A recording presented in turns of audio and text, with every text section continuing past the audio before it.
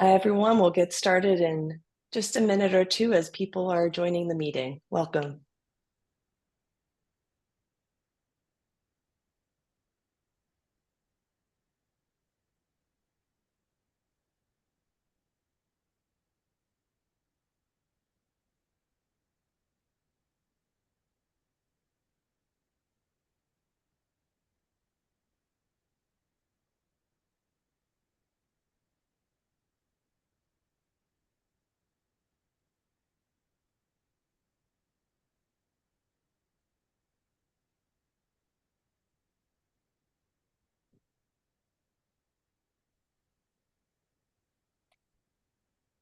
Hi, everyone. Welcome. We're going to just give it another minute or two as people are joining the meeting.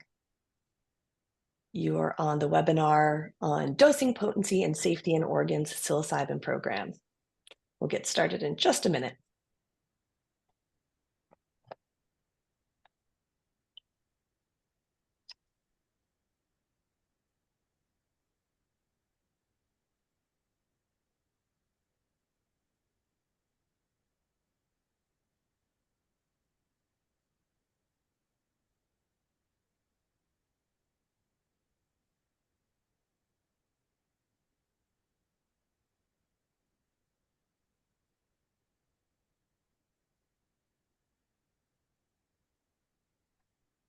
All right, we'll go ahead and get started. I know people will still be joining, but welcome everyone.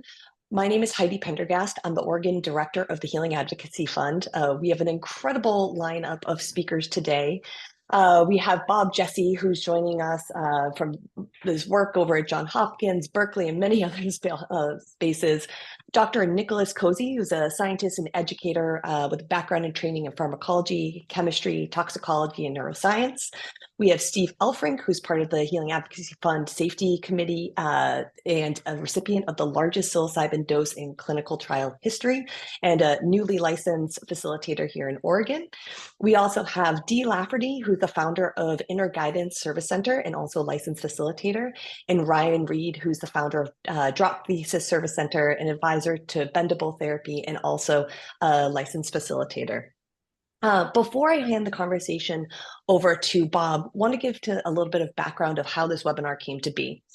So the Healing Advocacy Fund really has a focus on safety, and we bring together community stakeholders to help identify potential issues related to client safety and program safety and propose solutions. In May of this year, we had one of those big issues come up. And as the first potency tests started coming back from labs and as service centers began to test products, we began hearing reports of unusually strong experiences.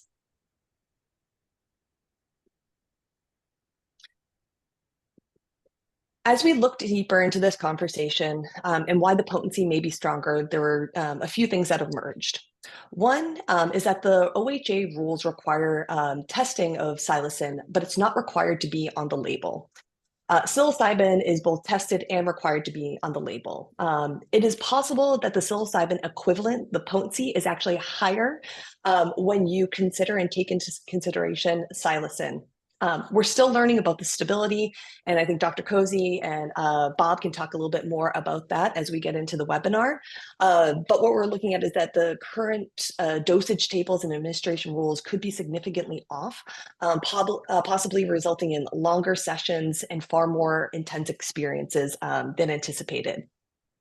The second thing that came up as we started looking into this was that all the contemporary research trials using psilocybin generally maxed out around 25 milligrams to 30 milligrams. And this is considered a high dose, meaning that most recipients can occasion ego dissolution, aka mystical type experiences.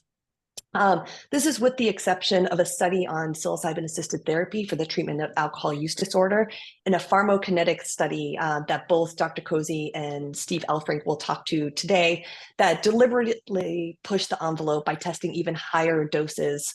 In general, we are not aware of research trials that give more than 30 milligrams outside of these. One important note on the research trials is that they do all use synthetic psilocybin, and this is a marked difference in the program in Oregon. So it's not really an apples to apples comparison. But based off of these two things, the safety committee decided to put together a sign-on letter that outlines these issues to raise them up to the community and propose best practices for manufacturers, service centers, and possible OHA changes. And I want to say that we actually worked closely with some of the early manufacturers to identify these and the service centers that started coming online early on. And it was really due to their diligence that these issues rose to the surface. So our recommendations for manufacturers include psilocin content on all products labels immediately. They're already being tested, so encouraging people to start adding them to labels. We know that some manufacturers are already doing this. And then the second thing is to include the approximate total psilocybin equivalent. And again, this is taking into consideration not just psilocybin, but the impact of psilocin on the calculation for potency. We also put together some recommendations for service centers, and some of these also apply for facilitators themselves. Really work with the manufacturers to understand the results and understand the potency. Um, Labels, really try to purchase and distribute servings labeled with both psilocybin and psilocin. Educate the staff or facilitators. Hopefully you're here because you want to learn more about this and make sure you're educated moving forward. Dosing is not an exact science. There is no right dose or perfect dose.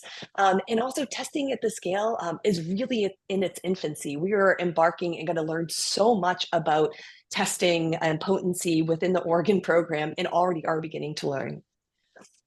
For dosing, consider the total approximate psilocybin equivalent when determining the dose, and consider limiting the dose to 30 milligrams or less in the absence of a real good, compelling reason to go higher for the client. Also, part of this is client education. Healing Advocacy Fund is also going to be taking this up in a very public way, but higher isn't necessarily better. It's really about what the individual client is trying to achieve. And then lastly, for service centers is to potentially look to increase the required duration.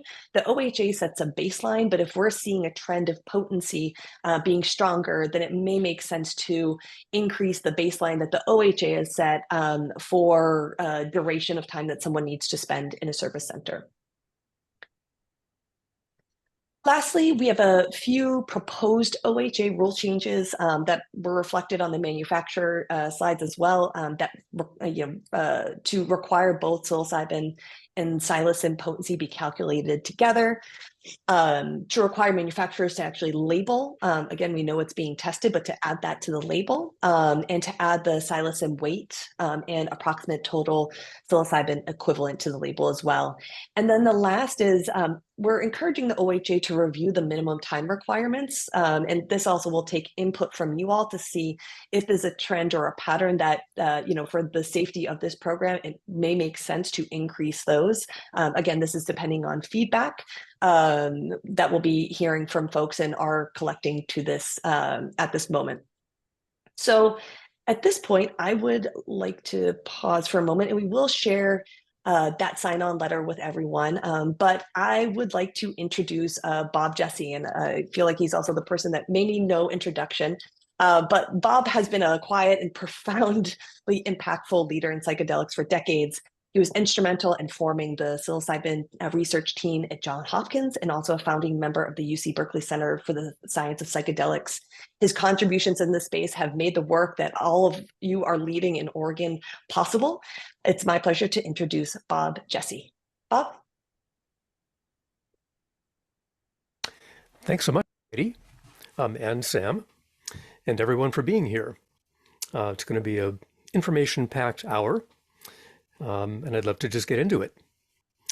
Why don't we start with you, Nick, if that's all right? And maybe you could begin by just sharing with people a thumbnail sketch of your varied career, but specifically how you got into psilocybin research and what your role has been. Sure. I'm a pharmacologist and chemist by training, and I've been interested in psychedelics for, probably 4 decades. So my graduate work was with Dave Nichols at Purdue in the early 1990s. And so he was, a terrific mentor, and also worked with Sasha Shulgin, meeting him in the early 1980s and collaborating over the years until he passed. I became involved in the psilocybin work in the United States around 2012. There was some initial studies that were going on using psilocybin produced by Dave Nichols at Purdue, and then Dave retired, and so there was a need for another source, and so I took up the mantle, and learned a bunch of new chemistry for me. And so in 2012, 2013, I began producing the psilocybin that was used in the clinical trials in the United States. Some of it went to New York University, Yale University, others, University of Alabama, in particular, the University of Wisconsin, where we did a detailed pharmacokinetic study. A few years later, it was published in, I think it was 2017.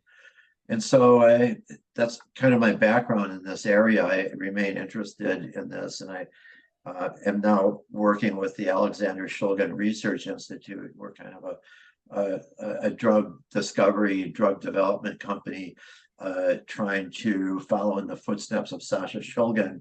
But I have a strong interest in education and getting the word out there and making sure the information is as accurate as I know how to make it. Excellent. So you've been directly involved in at least one psilocybin study, that being the PK study. Could you share with us how the dosage was determined for that study and why? Yeah, well, and I guess I could perhaps begin this presentation because I cover some of that information. Would that be okay? And I'll answer your question unless you had something else you wanted to get to right away. Why don't you go ahead and start? Okay.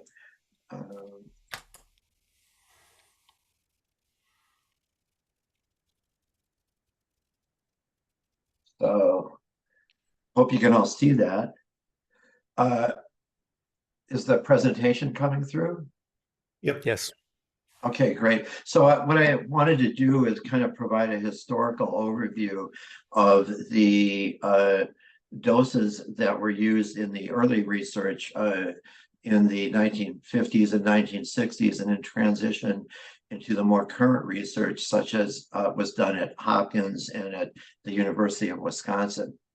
And I just want to start with this kind of paradigm in pharmacology, and we can walk through this slide here, that really, and it goes back to Paracelsus, that the dose makes the poison. On this slide here is shown a hypothetical drug concentration curve over time. So the concentration on this axis and then time here. And so when one takes a drug, the concentration in the body rises as it's absorbed and eventually reach some peak level. And then as it's metabolized and excreted, will come down and eventually to disappear. And there are generally two sort of thresholds that we are interested in. The first threshold is kind of an efficacy threshold, if you will. At concentrations below this threshold, we wouldn't see any effects. And then there's another threshold, that what we could call a toxicity threshold, that if you achieve concentrations above the upper dotted line, you may see adverse effects or at least undesired effects. And so the space between the concentrations between these two lines is what we call a therapeutic window. And so that's going to be the goal, I believe, for it's the goal for prescription drugs and really all kind of drug therapy, and it would be the same goal for psilocybin therapy, is to keep the volunteer or the patient within this window and not exceed it and not fall below it. So when psilocybin was first created, it was made by Sandoz, where Albert Hoffman worked, and he's the person that first synthesized it, and also the first person who identified it in mushrooms. I obtained some mushroom samples from the Mazateca people via a friend of his, and was able to extract and isolate the active ingredient, with predominantly was psilocybin, although there was also some other compounds there. And so Sandoz produced psilocybin for research purposes in the late 1950s and early 1960s. And here shown are two of their products. There was a product that they branded as Indocybin, and this is 2 milligram tablets or pills actually of psilocybin. This bottle contained 500 at one point. And they also produced bulk psilocybin. This is a 30-gram bottle of psilocybin. And so with the bulk quantity, you could choose doses that were you're interested in as a researcher. With the 2 milligram fixed dose, this is actually a pretty fine tuning. I think most people would be hard pressed to tell the difference between a 12 milligram and a 14 milligram, for example. So this allows a fairly reasonable tuning of the dose at that level. And over the years, and I've compiled here a survey of the literature, doses of psilocybin that were used, beginning with a study by Isabel in 1959 and proceeding to the study I'm going to talk more about, the UW study that Bob referred to. So you can see, so what I've done here is, so here's the reference, and here are the doses on a milligram per kilogram basis. And then I've kind of normalized everything to a 70 kilogram person.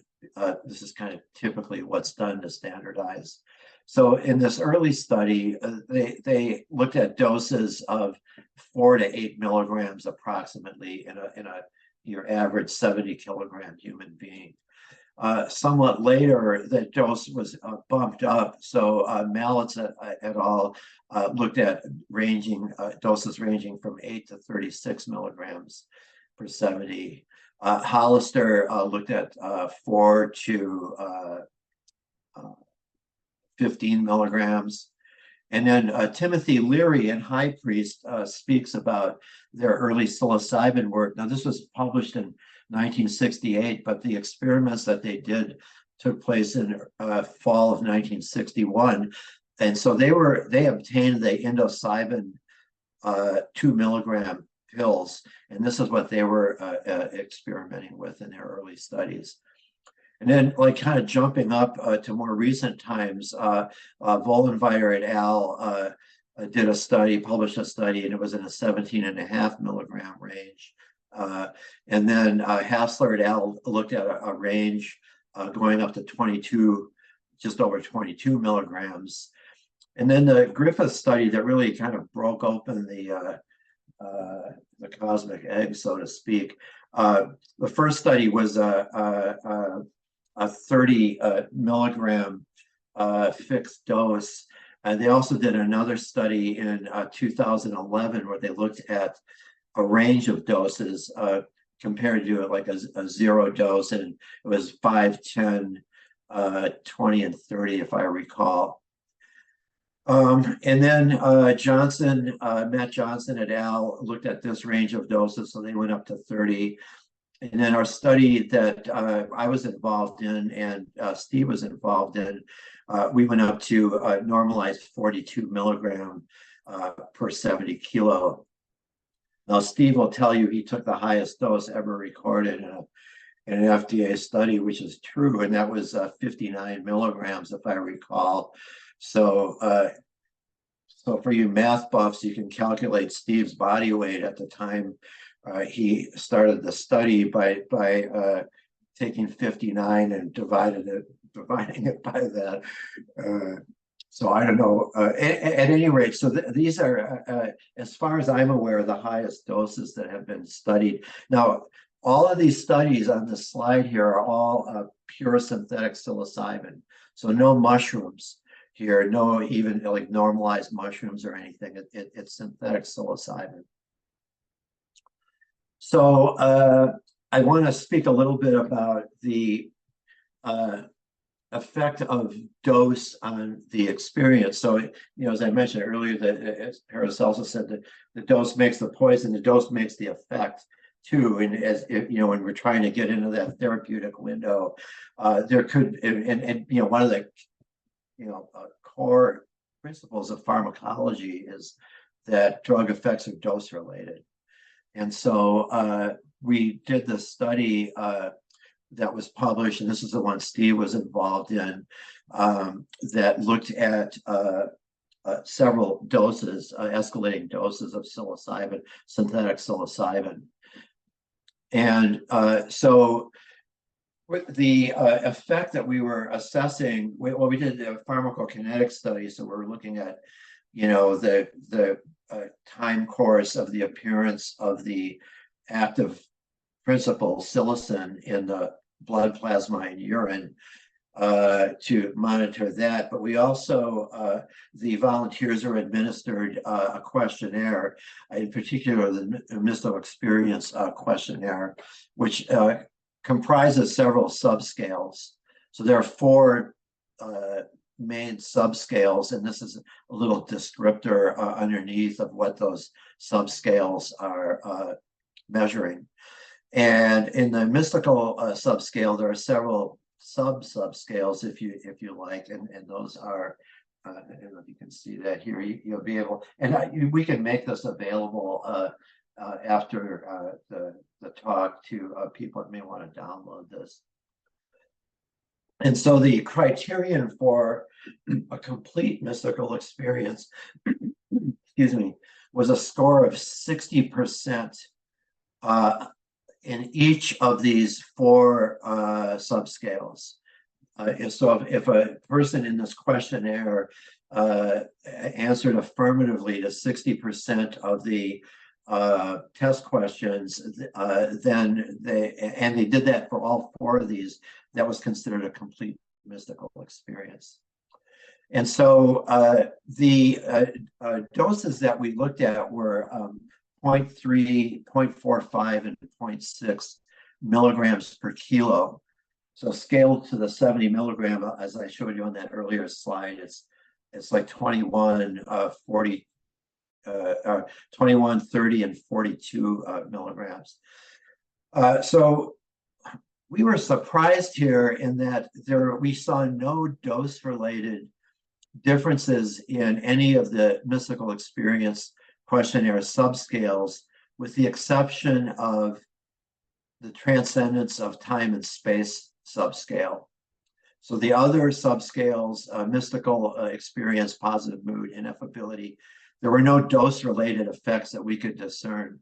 Now here it appears that there could be a trend, 0.53, 0.6, 0.65, but it did not achieve statistical significance. So we have to conclude that there was no discriminator here. And in some of the others, you see that it jumps all over the place. So at any rate, so that was surprising, and this is despite the fact that if you look at the PK, the pharmacokinetics, so this is area under the curve, which is a measure of essentially the bioavailability of a drug. It's like that first curve I showed you, the area under that curve is used as a measure for how much drug was actually absorbed orally, like getting through the intestines, getting through the liver, and ultimately making it to the bloodstream. So there's a clear correlation between the area under the curve and the dose, and that was very significant. And also the maximum blood concentration. So this is in nanograms per milliliter, and that's clearly dependent on dose.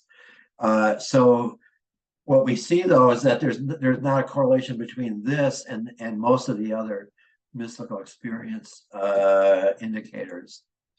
And when we looked at the volunteers and the number who had a complete mystical experience, again, this is 60% or greater in all of the 4 subscales, we saw a very mixed bag. Some people, like number 12 here, never achieved a 60% in all the subscales at any doses. Some achieved it at all doses. Some achieved it at lower doses, but not at higher doses. Or here's an intermediate one. Here's a low dose, but not at higher doses. So the rate of mystical experience is shown here, and I've highlighted the ones that were of interest here. So it really ranged from 0 to 100%, but there didn't seem to be any correlation with the dose of the psilocybin. So that was interesting. So then we also, and this is true of the Hopkins studies as well. These 3 questions are added on at the end. So is the how personally meaningful was the experience? 1 to 8, with 8 being the most. Was the experience spiritually significant? 1 to 6, with 6 being the most. And did the experience lead to a change in personal well-being or life satisfaction? And this could be plus or minus. Nick, I've about 1 minute Yes. left. Okay. Well, so I'll leave these. You can look through these as we leave the slides, but I'm just going to jump to the conclusions here. There were no significant differences in the rate of complete mystical experiences based on the dose of psilocybin, with the exception of the dose-related difference in transcendence of time and space. We've identified several factors that could contribute to this lack of dose-related differences. The first and probably most important is ceiling effects. So it might be that when you hit the 20 milligram dose, you're already getting the maximum amount of mystical experience response. And this is also seen in the Hopkins studies where they did the 2011 dose ranging study. There were really no differences between the 20 and the 30 milligram dose. So it kind of suggests that you're kind of maxed out at that dose. The characteristics of the samples may have been a factor. In our study, these were none of the people were hallucinogen naive. They all had prior experience. In the Hopkins trials, they were all hallucinogen naive. So you have a different population. And then also there are limitations to the mystical experience questionnaire itself. Some of the questions could be improved through better wording. But the bottom line here is that they reported a positive effect persisting up to 30 days after the final dose, which suggests that a complete mystical experience may not be necessary for a positive outcome. So that's just something to consider. And that's it. Thank you. Thanks very much, Nick. Just for a comparison, I'm going to drop into the chat area here a couple sentences from the Hopkins 2011 paper, which explored lower doses up to 30 milligrams. We're very fortunate to have with us today Steve Elfrink, who, among other credentials, is also, I think, a recently licensed Oregon facilitator. Is that correct, Steve? That is correct. Proud new facilitator, yes. Excellent. And as noted before, you have the distinction of having received the highest dose of psilocybin given in an FDA-approved trial, which makes you a hero for 2 reasons in my book. One is that research volunteers are heroes. Couldn't happen without them. And boy, you and your colleagues stepped into a very big set of experiences. So would you please tell us about that? Lived to tell about it too, which is good. So first of all, I just want to thank everyone who's showing up today, that you're interested in this, learning more about this. We're all kind of learning as we go here on a lot of this and rolling something out that's never been done before.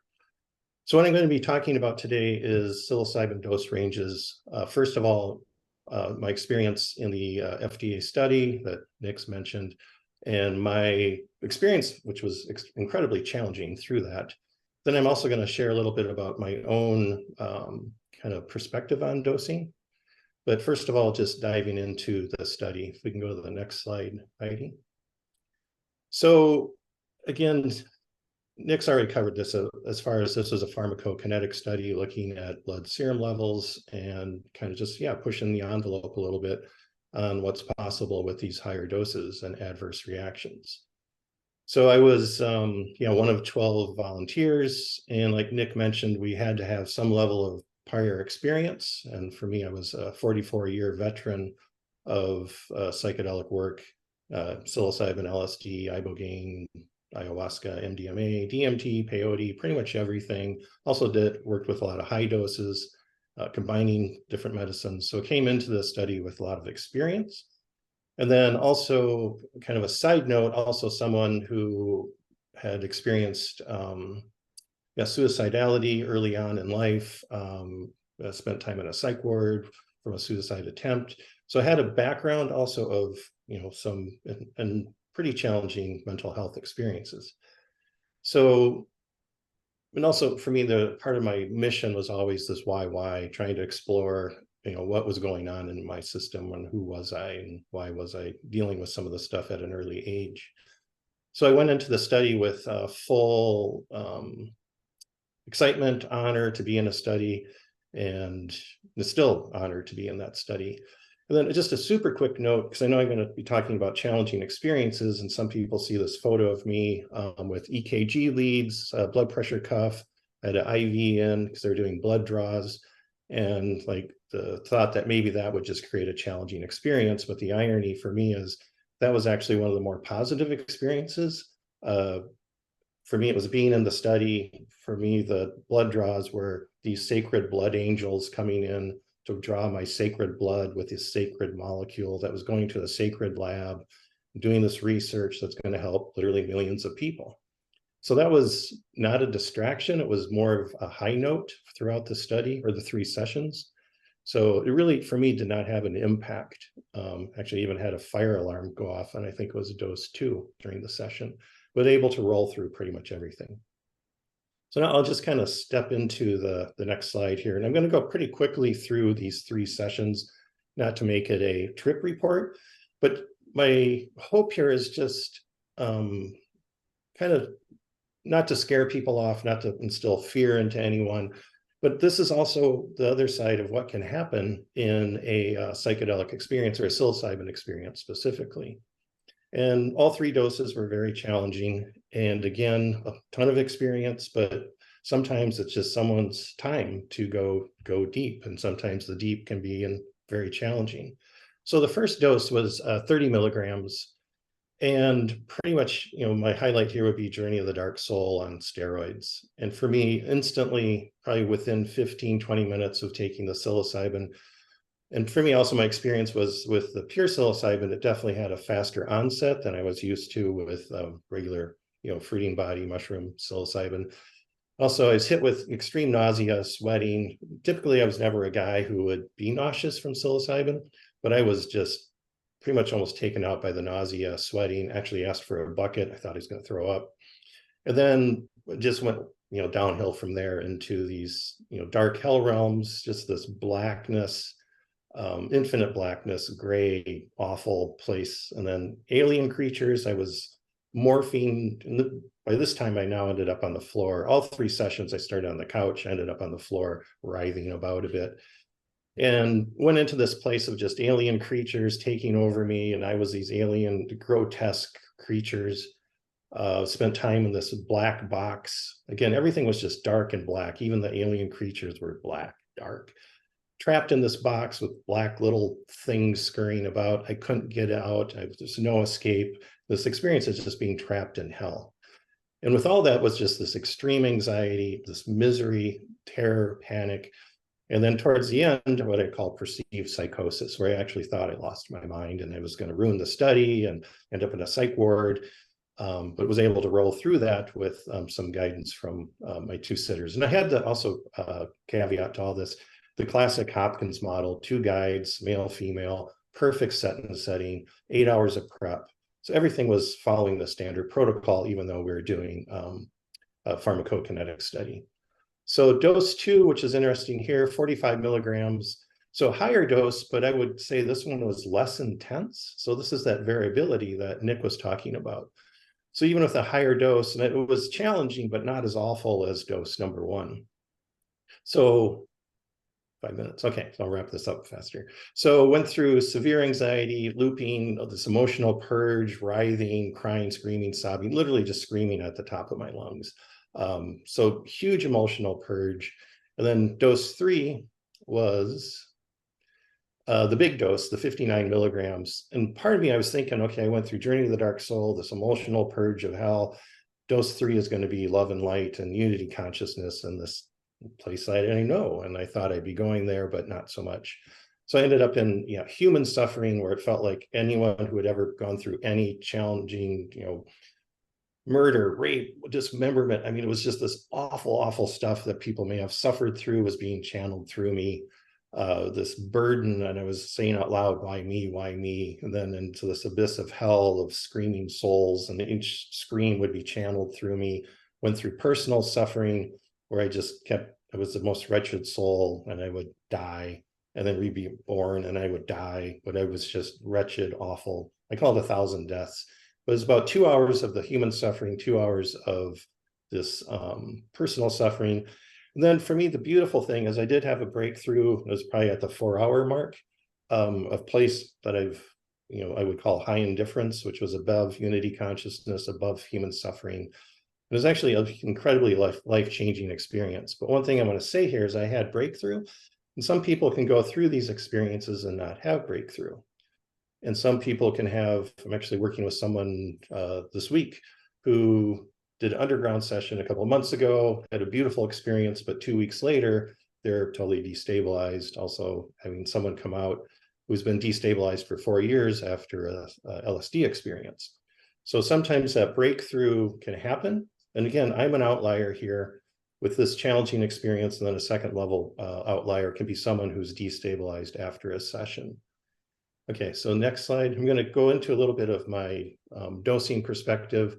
One thing I just want to throw out here quickly is this is from Arrowwood. If people aren't familiar with Arrowwood, one of the greater resources for psychedelic information on all psychedelics across the board. This has always been kind of a reference point for me, where they're looking at a strong, what they would consider a strong dose, 20 to 40 milligrams, heavy dose, 35 milligrams and up. And then next slide, Heidi. And then for me, this is my thoughts on dosing. I'm on the conservative side, I would say. And part of that conservativeness is some of the humility that came out of being in that psilocybin study, and then also my experience kind of working in the wild and seeing some challenging experiences unravel from that. And also my own challenging experience of also an ayahuasca session that a week later, I went into a year-long breakdown, but it wasn't during the ayahuasca session, but a week later. So I'm always a little on the cautious side from those experiences. And for me, I'm going to probably be starting at a 15 milligram dose and then upping with a booster to 25. Some clients, if I feel like they're solid enough. And for me, a lot of this is going to be based on the preparation, which was, I think, one of the most important aspects to really understand your client, what they're bringing to the table, what they're bringing to that session room. The more data points you have, the better feel you're going to have around dosing. And so for me, I'm going to probably be staying in that 25, maybe up to 30, but more on the conservative side. And this next one about no updosing for a non-responder, this is something that could have a whole hour plus presentation, which I just lost the presentation. 1 minute. Okay. So my concern around the non-responders is if there's dissociation in their system. That's what, in hindsight, what I went through in my psilocybin study was just layers of dissociation. And then what I uncovered over time now is extreme birth trauma. And for me, looking back at that experience, a lot of what I was doing is looping in birth trauma. So a lot of times if there's dissociation from a non-responder, underneath that lid can be this ball of trauma. And if it's pre-verbal trauma, it can even get more gnarly. In my experience with myself and now other clients I've been working with is sometimes that gnarly pre-verbal trauma does show up as this demonic, sinister place where we just try to assign meaning to these feelings that don't make any sense. Then my other thought here around my thoughts on dosing with SSRIs, which we're having this wave of folks coming in. A lot of folks are desperate. A lot of them are on SSRIs. And the biggest thing with anyone with SSRIs SSRIs, there we go, is managing their expectations that there's this possibility of a reduced effect.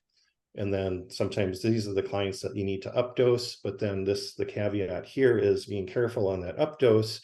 If you're, trying to, wrestle with the SSRI, or are you wrestling with dissociation? So really understanding the client as much as possible, understanding the length of time they've been on the SSRI and the quantity levels, everything, just really, really know these clients. And then this was mentioned by Heidi, but also this came out of the study, the slow taper. So I've always booked, back in the wild days, 8 hours for a session. And also, I know for me, the sweetest spot in working with integration or trying to work with someone is that 6 to 8 hour window as they're tapering out. And you can see from the slide and the graph, which is a little fuzzy, but even at that 8 hour mark, they're still pretty in it. And this is from the study I was involved with. But there is this slow taper that happens. And so really, for me, it's honoring that taper. And then for me, again, honoring that 2 hour window as they're coming out. It's a sweet, sweet spot for integration and starting to, because they're more online, they can start talking through some of the stuff. Then final slide is a big thank you for your time. A thank you to Heidi and Sam for what they're pulling together, and everyone else that's involved with this. Available for questions, feedback at any point, just steve@hometerra.org. And a huge thank you to everyone. And a huge thank you to you, Steve. Your clients are fortunate, I'm guessing, because you are so experienced in your own life with many materials and many doses. Yes. I'm going to take just a minute to put something on the table to help us all be on the same page here. As Nick explained, in the university trials, pure white powder synthetic psilocybin is used. And generally the purity is very well known. Some of it is stability tested to know that it doesn't degrade over months or years. And it's weighed out to the milligram. On the other hand, what's available in Oregon is mushroom material, so far I believe no extracts, that are assayed for psilocybin and psilocin, both of which are eventually psychoactive. In fact, psilocybin is converted in the body to psilocin. So if you have a product that says it has, for example, 25 milligrams of psilocybin, you don't know whether it has any psilocin. And if it does, psilocin is actually a little more potent. So to have 10 milligrams of psilocybin, and perhaps unbeknownst to you, 8 milligrams of psilocin could give an effective dose of, I forget the math, 20 or 21 milligrams, basically twice what you thought you were giving someone. So with that, can we turn now to Dee Lafferty and Ryan Reed, who are both in Oregon as facilitators and service center operators. Welcome. Can we have Dee on the screen? There we go. Perfect. This will just be a little Q&A. Dee, let's start with you and then ask Ryan to answer the same question. How do you manage determining a dose with a client? Right. So it's really based on the individual client and the preparation session that they do with their facilitator. So we want to get a lot of information about their history, their medical history, their mental health history, specifically trauma history, if they're willing to talk about it, before we decide on a dose. I thought it was interesting you were talking about dosing per kilogram, because we really don't look at weight. We're doing our 50th session today, and it really doesn't seem to matter the weight, but that could, I don't know if that's correct or not, but it's just what we're observing in our service center. But we really work with the client, and one of the biggest things is what is their experience and their history with psychedelics. If somebody's done a lot of psychedelics, they've done a lot of mushrooms, they might get a higher dose. And then of course we look at their are they taking an SSRI or an SNRI? I think I said that wrong, but so yeah, just really each individual client is different, and we try to be on the cautious side to start with. Most people will start at a dose of 20 to 25 milligrams, and they can have a booster available, but most people don't need it. That's kind of in general how we do it. Let Ryan go. Great, thank you. Yeah, thanks, Dee. So we're pretty similar. I'll say our service center is referral based. So a lot of our participants are coming from a coordination service or referred by their therapist. Um, so the participants we're seeing come in having done a lot of work. We know their history. They have very strong intentions coming in, and I think that is a really important consideration when determining dose. So the facilitator and the participant do a lot of engaging, look at their past history, look at what they're coming in for. And it really is setting up that strong intention that kind of helps determine the dose.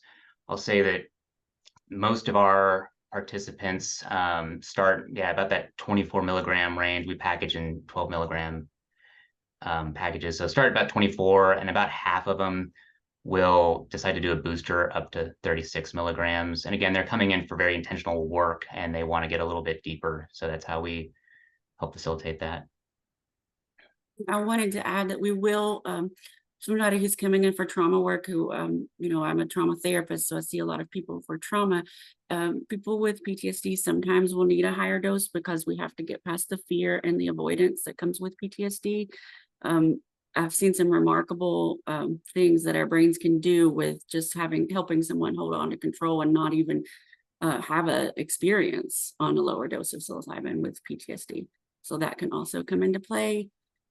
And I just saw the question. It's not what we're talking about lemon tip, but I don't think we're allowed to do that under the OHA rules, but just thought I'd throw that out there. Go ahead.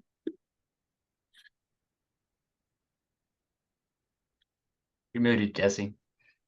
Yeah. There we go. Thank you. That's a great lead into another thing I'd like you both to speak to, which is under the Oregon model, service centers are not supposed to be diagnosing or treating mental health conditions or physical health conditions, and yet people are coming to you with PTSD or whatever.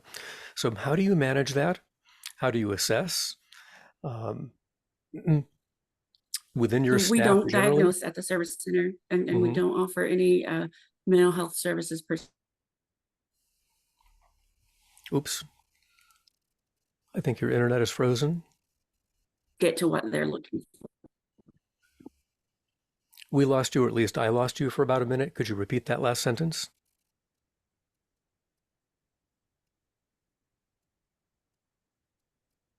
Go ahead, Dee. You're back now.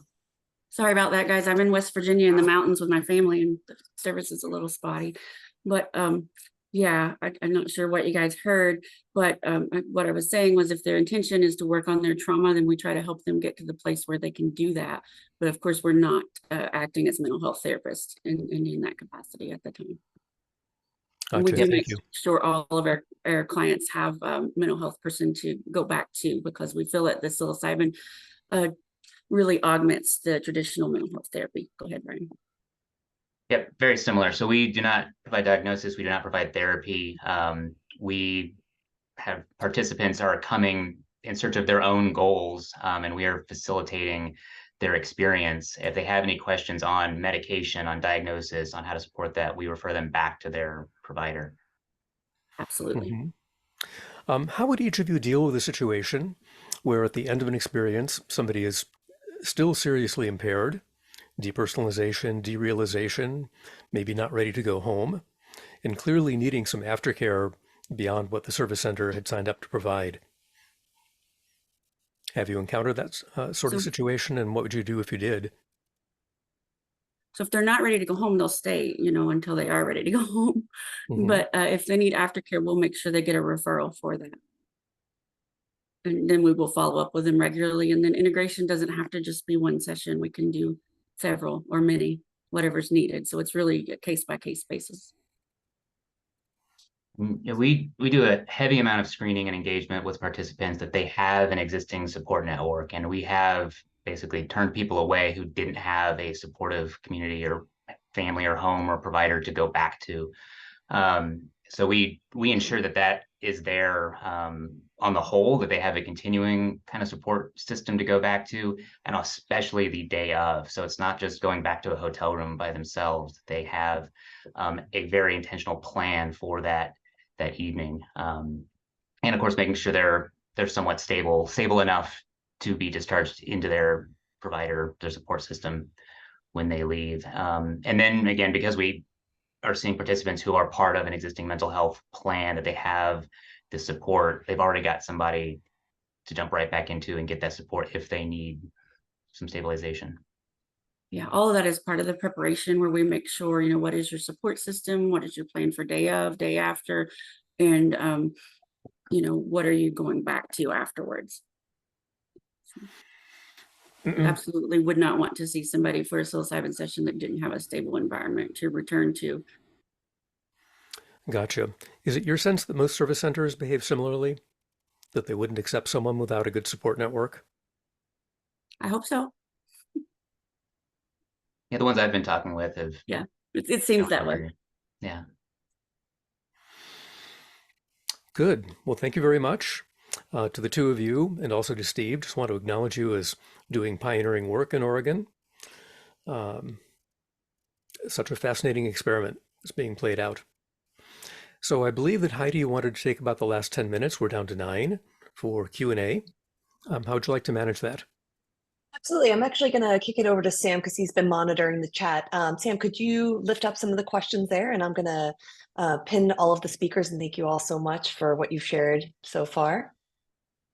Yeah, definitely. Thanks everyone for joining us. We've got a couple minutes here, and thanks for everyone who's been chiming in the chat. Super important conversation. This is exactly why we held this webinar and why we plan to continue to do this type of work and providing information on what we do, and sometimes more importantly, what we do not know, but what we're committed to in terms of continuing to center safety throughout this entire program, all the way from the licensees down to the clients as well.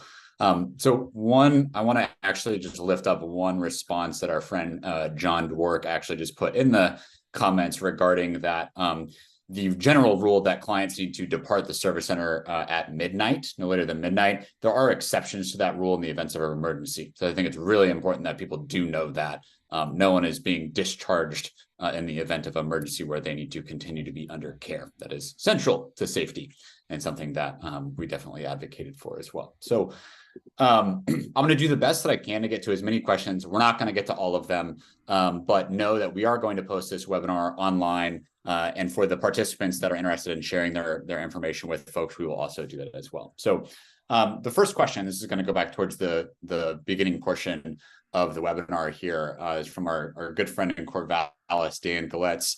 Dan asked, my understanding is that a booster dose prolongs the therapeutic window, but does not raise the peak concentration. Firstly, is that true? And secondly, if it is true, what are the implications for dosing guidelines, time ranges, etc.? I'll open that up to anyone who feels compelled to answer part or all of that question.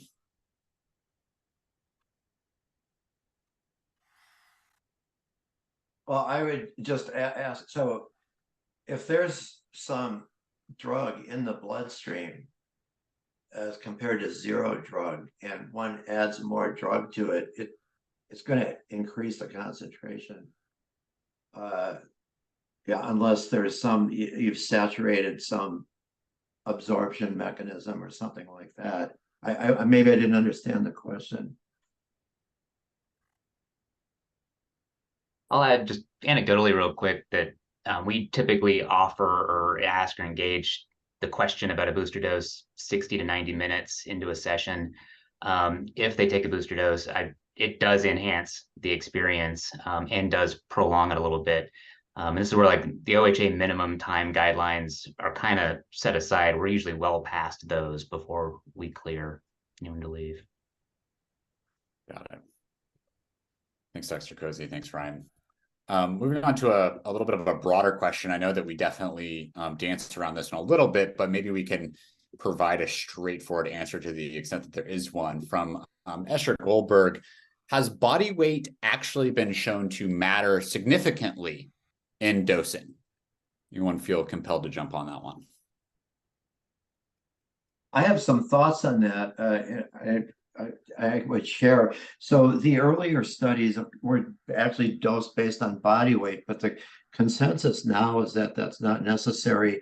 And if you think of prescription drugs, when they're being developed, they're looking at all sorts of doses, but when they actually are available in a pharmacy, there's typically maybe 3, 4 fixed doses, 5, 10, 20 milligram. You kind of get it close enough that you don't need to dose it on body weight. But something that Dee mentioned earlier, I wanted to just comment on this topic about dosing by body weight. I thought about this, and it occurred to me that if you dose on brain weight, everybody's brains weigh about the same. It's like, what is it, 3 pounds or something like that. So that kind of supports having like just a fixed dose, and everybody would have the same effect. Sometimes drugs that partition into adipose tissue, lipid soluble drugs might distribute that, so body weight might make a difference there if it's lean body mass or fatty tissue. But so I think the consensus now is that just we do with a fixed dose. And just a final comment: the Hopkins 2011 study noted that when they went to like 30 milligrams, they were getting significant adverse effects, anxiety, panic, fear. Something like 40% of the participants. And so they actually recommended a 20 milligram cap in the Hopkins study. Again, this is pure psilocybin, so take it for what it's worth. Yeah, Dr. Cozy, really thank you for that. And one quick follow-up from, this is the benefit of me running Q&A, is I recognize a lot of names here. Dr. Michael Hawdy, who I believe, Michael, in the chat, you can confirm me if I'm wrong here, is the medical director for several different organizations within the Oregon program. Michael asks, what about effects on age and aging as it relates to body weight? Any thoughts in relation to that question?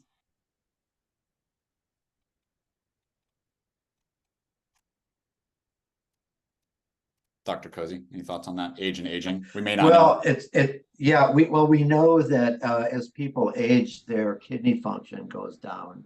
And to the extent that these, like the psilocin metabolite is largely excreted in the urine, but it's inactive. And so I don't think that will, it'll have an effect on the rate of metabolite excretion, but I don't think it'll have an effect on the intensity of the experience itself. Got it. And just running through a couple of, there's a bunch of questions around, which are incredibly good questions around, is there a dosage difference for fruiting body psilocybin, which is what we're working with here in Oregon, and synthetic psilocybin generally? I think I know the answer, but if anyone on the panel wants to jump in on that, please do. I'd like to jump in the following way. I saw a question some time ago asking for a way to convert grams of mushroom material to milligrams of psilocybin. And the short answer is there isn't one. There's a large degree of variability, even between individual mushrooms that were grown in the same batch. So it's really kind of a disservice to imagine that you can convert them. My own sense is that the best way through the confusion here is to learn to always think in terms of milligrams, and hope that the labs are doing a good job, and that we can fold in psilocin in order to deliver this approximate psilocybin equivalent that would actually combine the psilocybin and psilocin. Thanks, Bob. I want to put in the chat here again, it was mentioned toward the beginning of our webinar, but we do have a sign-on letter in which our safety committee helped author that speaks to a lot of these issues. So of course, again, we'll be posting this webinar online, but there's also an entire breakdown of a lot of these problems. And I think these things that are challenges that are our opportunities uniquely here in Oregon to really become familiar with, and to study and to provide solutions for in the short and the long term. It's a lot of hard work in front of us, but it's incredibly important, as I think everyone has done an incredible job of illustrating here today. And we've got 1 minute left. Let me see if I can find any other, and actually, instead of finding other questions, let me actually turn it back to our presenters. Are there any final words that you'd like to leave with our audience here today? I think the fact that we've had a steady 100 people on this webinar shows a lot about the interest and the robustness of the conversation and the importance. But I want to open it back up to our panelists if you have any final words before we wrap here today. I think real quick, just to remind everyone, like dosage is, and we have science now, it's really fun to think about milligrams, but set and setting are almost as, if not more important. So you're dealing with three variables to the experience, and it's individually based. So dose, set, and setting. Don't get hyper fixated on the dose and how to fine tune that at the expense of thinking about set and setting. Well said. I agree. I mean, for me, the biggest thing is, I mean, totally agree with set and setting. And like I said earlier, the preparation, get to know the client, go as deep as you can with them, and also if I know there's a minimal requirement for preparation, but if that knowing the client, some clients are going to need more prep and just honoring that. And everyone's pretty unique that's coming to this. So, but preparation.